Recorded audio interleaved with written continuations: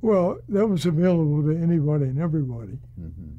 And we in NBC bought the facilities and sent crews. I think we sent Omaha, they sent Kansas City. And it was a disaster.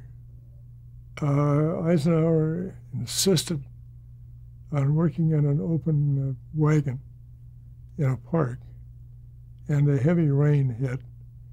And the speech was written by somebody who had never written a speech for him prior to that, and he was uncomfortable with it and was obviously a failure. Now, the next morning, Eisenhower was going to have a press conference in the theater, and they had been turning us down, saying, absolutely no, this is for newspapers only, and it is not for television.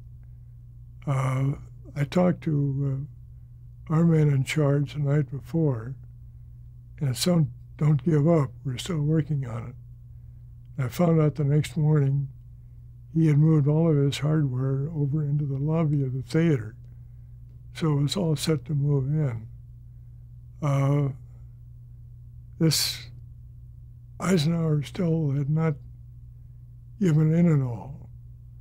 But in the meantime, we found out that we would get some support if we pushed and went on in. NBC was not nearly as confident. They picked up all their broadcast gear, shipped it to Omaha, or shipped it to Kansas City, where they rented it. I called Paley and said, go ahead, put it in. So I called Levitan and said, set up your equipment in the theater, we're going to cover it. Well, he was all set. He knew exactly where he wanted his cameras, where he wanted his sound equipment. So he went to work on it. And as Eisenhower started, we had the program going to a full network. NBC called about 10 minutes later and said, may we have your picture? And I said, sure, be our guest, go ahead. So they got it 10 minutes late, 12 minutes late.